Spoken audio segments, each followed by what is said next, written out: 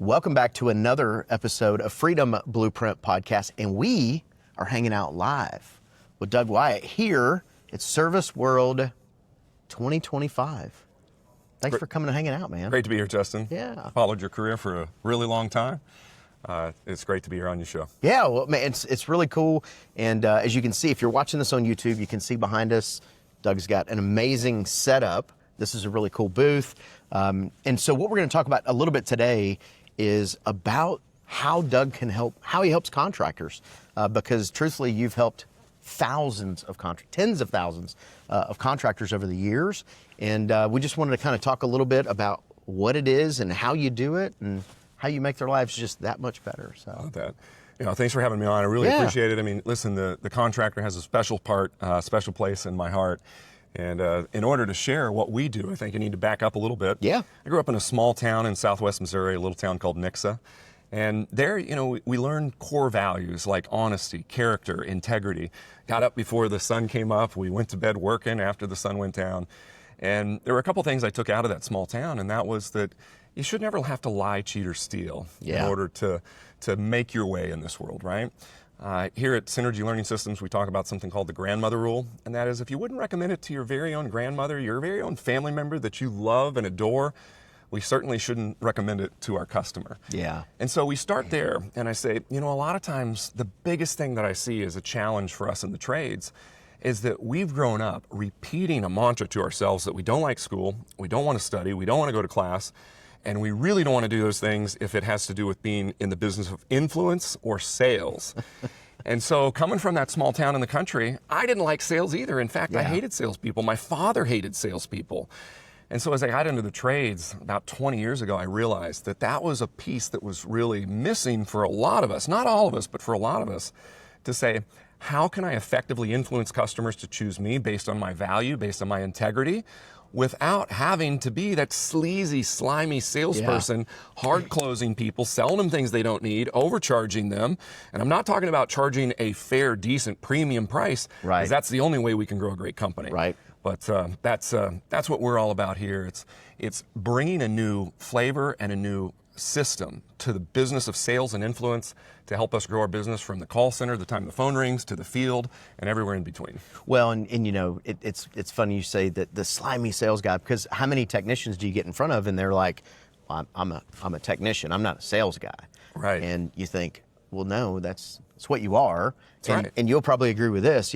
We talk about the sales process with people, and it's like, well, if you only give them one option, you've actually given them no option. Like it's a yes or no. Yeah. So I think that's really good that you guys kind of highlight, how do you sell without being salesy? Yeah, you're absolutely right. Now, I'll say this, I'm glad that you said the options, because one of the things that if you study the idea of psychology and the psychology of sales and influence, customers need to be able to say no. Right. And if you haven't provided any options, it's either yes or no. Right. Yeah, 50-50 shot. That's all you got. Yeah. The other thing is, I think there's so many things that we can do in the trades to increase the amount of comfort, the amount of servitude that we provide to our customers. And if we're providing options based on what we would buy, that's not necessarily what's best for our customer. And you talk about options, Justin, I always think, a lot of us have a good, better, best. And a lot of times, the folks that hate sales and the ones that just want to be a great technician, a lot of times we eliminate the option of the highest, most premium solution because we think, well, we wouldn't pay for that or it's overpriced. Yep. The challenge is that what if that person would have chose that, even if it meant that they had to go and get a financing arrangement put in place, but because maybe it had eczema, or maybe that they had some type of, lung capacity challenge, or they've had cancer, or they've had a skin challenge, any of those things, right? And a lot of times I see us offering basic stuff because that's what we would put into our place, or that's what they've always had. Well, I think for technicians, it's so difficult for them to think about, like, they're not their customer. Right. You know what I mean? Like, they're not the customer. So there's often times where they're like intimidated by even presenting that high option, because they're like, well, I wouldn't pay for that. Well, of course you wouldn't. You're a technician, right? Like, you're not going to have somebody come out and do your own tune-up. You're going to do it yourself. So I think that's pretty cool that your program kind of walks them through that in a very, I'm going to say, eloquent way. I appreciate that. We've developed 7 foundations of effective communication. Yeah. And what I find is a lot of times when we shun away from sales, we also shun away from being an effective communicator. Yeah. A big part of our program is also the mindset, because if we walk into a home and we think that we're going to make a recommendation, even if we give 3 options, and we think that that customer, that homeowner is just going to accept us without some type of pushback, that's where the mindset comes into play. I like to say that I believe our homeowners have a fiduciary responsibility to say no. They want to get the most for the least. So even if they believe everything that you've shared, if they like everything that you have, even in your premium option, they still have a responsibility to get the most for the least. They want the most for their dollar. Yeah. So even if they've chosen you as the premier contractor in their area, if they love you as the technician, they still have a responsibility to ask you for a discount, to say, you know, Justin, let me think about that, or let me do a little more research and call you next week. And here's my challenge to your viewing audience. If we don't work to master, and I mean absolutely master those things, Justin, you know, you've been on the contractor side, you've been incredibly successful. If we market our business properly, if we set up all of our operations, if we answer those phones, if we dispatch those vans, if we knock on those doors, we enter those entryways, we diagnose those systems, we have all the tools, we have all the inventory, and we can fix them, and then we get down to the end, if we don't have a specific way that we ask for the order, and then a way that our mind is geared and programmed to say, their responsibility is to say no, so that they don't wake up in the middle of the night with buyer's remorse. Yeah. I want my customers to have the opportunity to say no. But if we're not prepared for when they say no, what are we going to say next? And how do we keep the conversation going to work them through that part where they're having this pushback and saying, gosh, you know, I think I could get that cheaper somewhere else. Yeah. We're never going to have the type of success we could have. And I'm not saying that we don't have a lot of people successful. I'm saying you're never going to build the business you could have the profits that you could have, if we don't focus on those last few steps. We got to have the marketing, we got to have the operations, we got to have the technical skills. We've got to work on becoming masters of effective communication to help people through that consternation that they feel when they feel like they should be able to get it cheaper. Well, and customers, like, when I think about cheaper, right, and you talk to technicians and they go in the house and they get the pushback of price, right? Sure. And it's like, they're not contractors. They have no idea what the price should be. Right.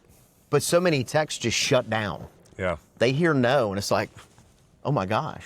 Yeah. Like, what do you do? So for anybody who's listening or watching, and maybe it's an owner on the truck, give us a tip to help them sell the next job. Like, what is a quick tip to help them overcome one hurdle? Okay.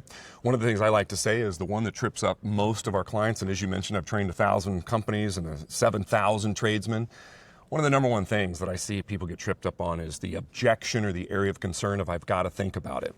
Yeah. You know, that's the easiest thing for one of our homeowners to say, because they know, what are you going to say? You're going to tell me I can't think about it? It's my home, it's my money. Right. And so what happens is we hear that and we go, yeah, I want to be respectful of this person, so I have to let them think about it.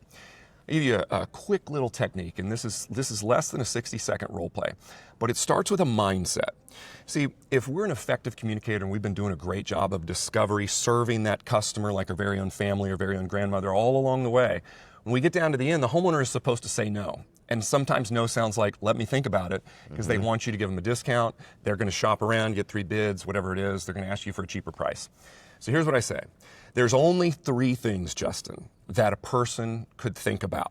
There's only 3. I mean, you could put there are other things into these categories, but think of 3 umbrellas. Number 1, when we get down to the end and we ask for the order, and that homeowner says they got to think about it, it's because they either have additional questions. Maybe we haven't been as thorough as we possibly could have been, and that customer actually has some questions about what we've recommended. Yeah. The second thing is what we have recommended, they don't have any questions about it, but they're not quite sure that's the correct product or service for them in their situation. So we've either got additional questions or it's not the right recommendation. There's only one other thing. The third thing is the price. So let's just say this. Let's say that you're in the home. The homeowner has chosen you. They say, man, this guy is trustworthy. I like his company. I've read his reviews. He looks great. He talks the part. He sounds very educated. I love his recommendations. He's been so thorough. I have no questions. He wants you now. I want you as my contractor. What I don't want to do is pay full price, because I have a fiduciary responsibility to get the most for the least. So even if I want you and I want what you're going to do and I don't have any questions, I just want you to do it for a little bit less. Okay? So here's what we do. We get down to the end and the homeowner says, okay. In fact, just tell me you got to think about it, Justin. You know, Doug, I appreciate you coming in and showing me this, but I got to think about it, man. First thing I'm going to do is I'm going to do a little what we call rare listening. I'm going to breathe life into your objection instead of dismissing you and your concerns, because that's what high-pressure salespeople do, and none of us like that. Feels like we're on a used car lot. I'm gonna either do a little repeat. I'm going to acknowledge the emotion that I assume you must be feeling if you're not ready to move forward and you need to think. Yeah. I'm going to rephrase what you said, or I'm going to relate to you, but what I'm not going to do is say, I understand, because I don't understand. That's one of the worst things we can ever say to a homeowner that's concerned about spending their money on a contractor, and they didn't want to spend usually their money on what we have. So here's what we do. Say me one more time, and then I'll go through it. Tell me you got to think about it. Doug, appreciate it and all the time you spent here, but I really got to think about it, man. Sounds like this is a big decision for you, Justin, and you have a few concerns. You're just not ready to move forward, and it's something that you're going to need to take a little time and maybe sleep on for a little bit. Is that right? Yeah. You know, well, I can't imagine what it's like for you in your house. I feel like I can at least relate. You know, most of the time in similar situations, when our customers have shared with us that they're not quite ready to move forward, they need to do a little additional thinking, they've shared with us that it's one of three things. Either they have some additional questions, or maybe what we've recommended here today isn't the exact perfect product or service for them and their family, or number three, it just comes down to the investment. Justin, let me ask you, which one is it for you? Do you have additional questions? I think it was more than what I was planning to spend. Okay. So no really questions. You feel like I've been pretty thorough. You understand Yes. what we're going to be doing here today. You feel like the product and service that we've recommended is a right fit for you and your family? I do. It just comes down to the price. Yeah. You know, often these things do require a little bit more of an investment than what we were thinking. Let me ask you this, Justin. How much too much is it? I don't really know that I have a number. I didn't think it was going to be so much. Now here's where we are. Think about this. If I come back and ask him a question, and number one, we were doing a role play. We didn't even know what I was, offering you. Right. We didn't let the price out. Let's just say that this recommendation was $15,000. Okay. So now if we have that number and I come back and I say, so this entire project is going to be a $15,000 investment. Sounds like it's a lot more money than what you were expecting. How much too much is it? You weren't thinking about 15. How much were you thinking before I arrived here today? Well, last time I got my AC replaced, it was half of that. Half. Half. So significantly more. I mean, you're talking about what, $7,500? Yeah. So about $7,500 too much. Yeah. I want to ask the audience, what would it be like if every single time from this point forward, for the rest of your company's history, every single service call, every single sales lead, if your team had the ability and the training to be able to move somebody from I got to think about it to the price objection, because we have 100 ways and we should have been building our value against this price objection all along the way. So I just want, if you rewind the tape and watch what just happened, you told me you need to think about it. I said, do you have additional questions? Is it not the right recommendation, or is it about the price? Now you've told me it's $7,500 too much. Now I have a tangible thing that I can work with. Now, there's a lot of other techniques there we could use. We could say, okay, let's dollarize the value. Let's reduce to the ridiculous. That would sound like this. So $7,500, and that was a while back that you had something similar done with a different company? Yeah. How long ago was that, Justin? It was probably 10 years ago. 10 years ago, you had the system replaced. Mm-hmm. It's quite a bit of time. When I think about the $7,500 over the life of this system, when properly installed, this system's designed to last over 20 years. Of course, with proper maintenance and care, us coming out and servicing the system a couple of times a year. Just that $7,500 over the life of the system, 20 years, that works out to be about $7.50 a week. Do you think that my company, my warranties, my guarantees, the people that we hire, the way we serve our community, the drug testing, the background checks, the 500 five-star reviews that you shared with me that you had read, do you think all of that might be worth $7.50 a week? The cost of a sub sandwich for lunch one day? I just want to say that was well played, sir. So when you ask me what's one thing, guys, that's just two of hundreds of things that we can share. But here's my point, Justin. I think there's a three-headed monster in our industry. For us to run a successful contracting business, like both you and I have done, and many of our viewers are currently doing, we've got to make sure that we focus on how do we set up our business. That's all the operations. That's the trucks, the facility, the computers, the people. That's ops. And then we got to make sure, and marketing. Yeah. And then we got to make that phone ring. But then we have to be able to do the work. Right. We have to have delivery. Technical experts. Otherwise, we're going to have recalls. We're going to go out of business. We're going to get sued. We're going to have all this liability. But we've got to do the technical work. And you know what? The scary thing is, Justin, that's where I see many of us stop working on mastery. We work to master operations. We get the right CRM. We hire the marketing companies. We get the uniforms. We do the wraps. We do everything. And then we hire the people. We do all the training. We get Nate certified. We do all these things. We do the repairs properly. We inventory our vans. We set up supply house relationships. And then we go out there and we run these calls and we get down to the end. And you know what happens? Everything about our company is perfect. And then we get down to the end and the homeowner says, okay, let me think about it. I haven't ever done this before. I did this 10 years ago. Your price is too high. Somebody else will do it cheaper, and we're stuck. And what do? We have people all over the country, thousands and thousands of us saying, okay, I'll email you. And then we get ghosted. My challenge to the viewing audience today is, Justin, whether you're the business owner, whether you're running a big operation, somewhere in between, or you're the man in the truck, we have to focus on that third head, which is how do we effectively communicate while lowering sales resistance, still getting 5-star reviews, even if we don't land the job, because we're not going to win them all. Right. I'm only after about 60 to 70% of the marketplace is going to invest in premium value when shared what that value is and why they should choose us. We can't be in a race to the bottom. Right. But if we get to the end and we or our team is getting tripped up by bids, brands, stalls, and price. I got to talk to the spouse. Let me think, sleep, pray. Let me talk to 3 other guys. And it's the first time I've ever done it, or I did it 10 years ago and it was half as much. Yeah. You're never, and I mean this, it's not that you won't have some success. You will never have the success that you could have had if you would have worked to master that third entity, that third head, which is effective communication, closing without conflict. How do we keep the conversation going? Walk out of those homes with 60 to 70% of the business that will actually be able to see our value and invest in that value with a great company. Isn't it interesting how terrified most technicians are of basic communication? Like just asking the question, like, Yeah. well, you know, what's the most important thing in making this? You know, just the basic, just like you did. I mean, you mastered to where I'm now ready to give you my extra $7.50 a week. Right. Because you took that number and you made it ever so. Right. We've got to put it into perspective. Right. And you know what, by the way, when I talked about mindset just a little bit ago and I shared that with us in the audience, when I think about that, we as a human race, we don't like conflict. Right? Now, some of us might agree if we have an ex-wife. But other than that, we most of us don't like conflict, right? Our technicians, sometimes, I'll tell you, I've trained 7,000 of them. They'll come up to me because they're not working for me. They're working for somebody else. They're in a training event.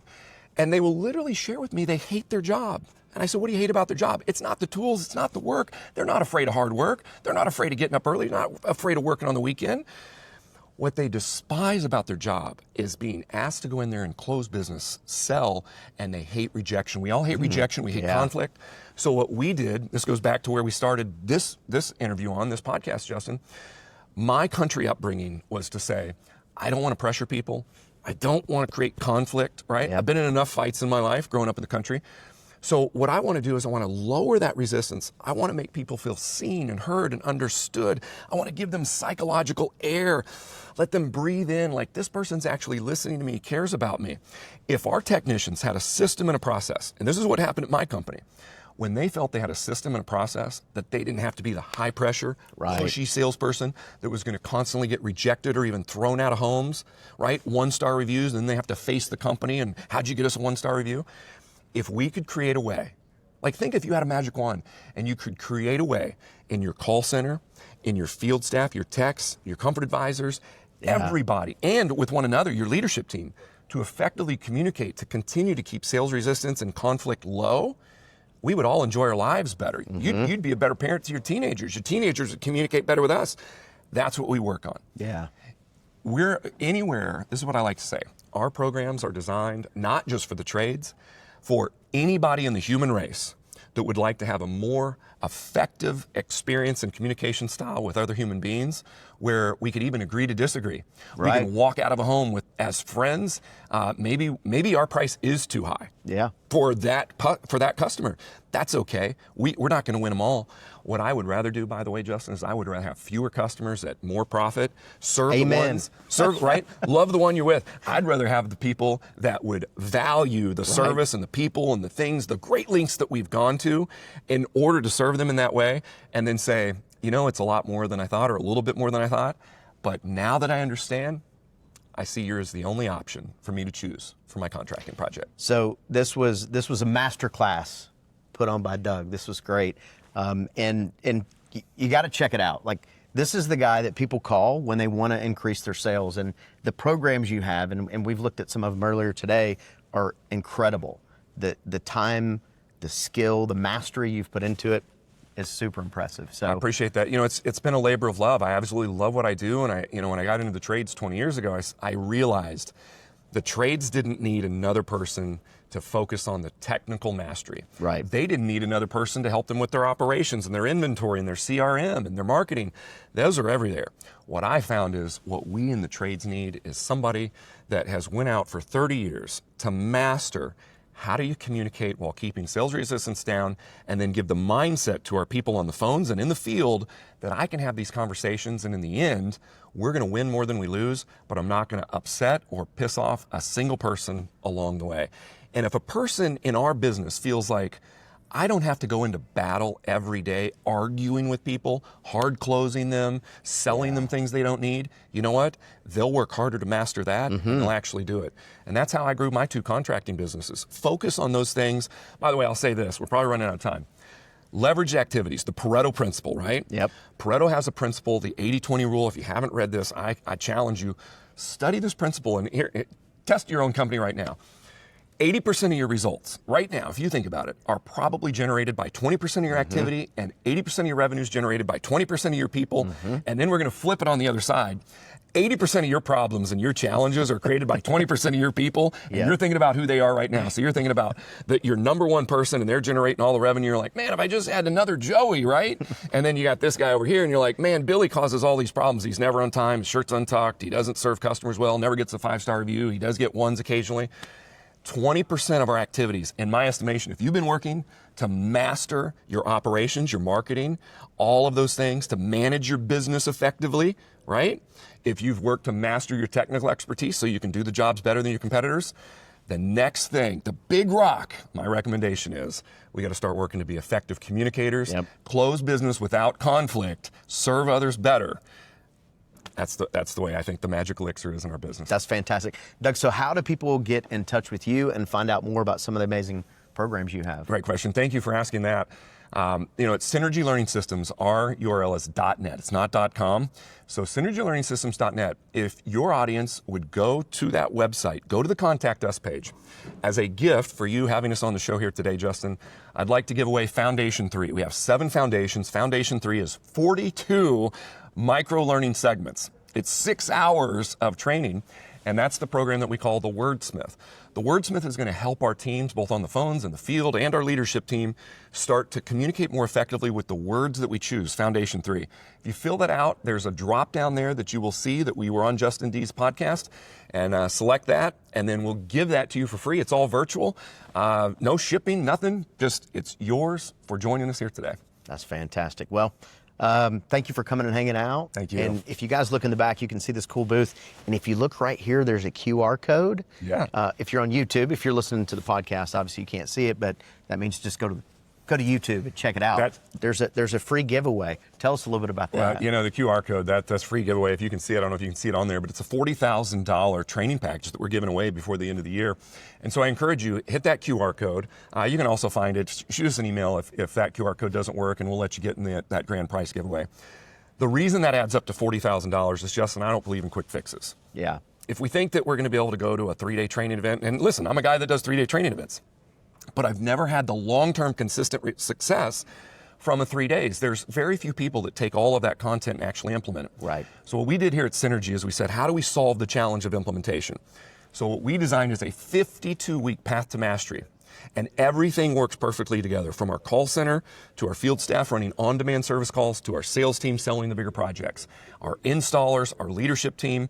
We handle it all. We create Synergy sessions for your team to keep this process moving forward for 52 weeks. So, yeah, we do live events, but my true passion is how do we help solve these challenges over the course of an entire year, work towards mastery on small micro learning chunks. So that package, not only in $40,000 altogether, includes the full virtual program for all the departments. It also includes live ongoing coaching with me. We do role plays for everybody in our program. We're in 6 countries. People log in and role play every week with me. I coach them on the role plays and what they're working on in our process. We do leadership training, and then there's private stuff that we do just for those owners in that big package. So it's a heck of a package. I'm going to be working my tail off for free on that. But, as a marketer, listen, I think the more people that we get to tow into the program, like even that 7 foundations and Foundation 3, my hope is that we add so much value that people say, look at our results that we got from a sliver. What can we do with the whole package? Yeah, contractors are always looking for that silver bullet, that magic pill. And I think the 52-week program is a perfect opportunity to say this, right? The magic bullet is implementation. Yeah. So information's great, but if it's not applied, it doesn't do you any good. Is there any way I could take the mic and interview you for 1 second before you leave? Yeah, absolutely. You're a man who ran an incredibly successful business. You're still running multiple successful businesses. Now you've launched this podcast. I saw you last year on the main stage here at Service World as a keynoter last year with your wife, Kristen. What would you say is one of the biggest differences between you and all of the men and women you've worked with around the country? What was it that helped you achieve that level of success? That's a good question. So I think probably 2 things. One, my wife is amazing, and she is smart, way smarter than I am. And so that always helped because I could focus on the operation and the selling side of the business. The other thing is I've very early on figured out that I'm not the smartest guy in the room, and I didn't need to be the smartest guy in the room. So I always went and hired people that are way smarter than I am, and then, I just kind of get to do my thing. Yeah, it's kind of like the E-myth, right? If we're trying to wear all the hats and be the smartest person. It's no good. Yeah, I can agree with that. One of the things that I've done is I have a focus on recruitment. Yeah. How do we get A players or really hungry B players that are wanting to become an A? I'll say this. In my organizations, I look at it and I go, I say every single day, every single word that comes out of your mouth, the time you arrive, the time you go home, the way you communicate with dispatch or the field, you're either a part of the problem or you're a part of the solution. There is no in between. Yeah. Every action that you take, you're a part of the problem or a part of the solution. And so it's not that we won't make mistakes. We're all human, right? And so what I say is when we find people that choose to be consistently a part of the problem, we have 3 options. It's like when we have cancer, right? And I'm not going to say anybody on our podcast here today is a cancer, your people are, but you can behave like one. Mm-hmm. And so I say when you find a cancer, you have 3 options. 1, you cut it out. 2, you cure it. That's bringing them in, having the meetings, working to grow, right? And number 3 is you allow it to stay. You allow a cancer to stay, it's going to metastasize. It's going to spread. It's going to affect the good cells, and it's going to kill you over time. It might kill your profit. Maybe you stay in business. But with cancers within your organization, it's going to kill you one way or the other. Yeah. So I say that can't be an option. We either have to get it out or we have to cure it, but we cannot allow it to stay. So 3 options. Quickest way to get rid of A players is keep those guys around. Yeah, you keep the C's or the D's. Your A's aren't going to want to be there. I want A players that say, that guy fits with us. She fits with us. I want him or her to say, that B player isn't where we are, but oh my gosh, look at that work ethic. I just got goosebumps. Willingness, right? The work ethic. I don't expect perfection. Like we would do these intense role plays every single week and then 1 full day every single month. And I never expected absolute perfection. Right. I'm looking for I speak in terms of E words a lot in our training, Justin. E's, expectation. I have very high expectations. Effort, enthusiasm, energy. We're working towards excellence, right? Yeah. Energy, enthusiasm. And so here's the thing. If there's anybody in my organization that doesn't bring effort, you're a part of the problem. Yep. You bring effort, you bring enthusiasm, you're working towards excellence. I can tolerate that. I can encourage that. You can come into my role play sessions and not be perfect. But next week, you better be better. Yeah. I'm going to be better than I was yesterday, and tomorrow I'm going to be better than I was today, right? That is it. Man, appreciate you coming and hanging out. But all the information on how to get in touch with Doug, the programs, the giveaway, all that stuff will be in the show notes. So call Doug, man. He's the guy. So love it. Thank you guys for coming and hanging out. Thank you for having me on. Appreciate it, man.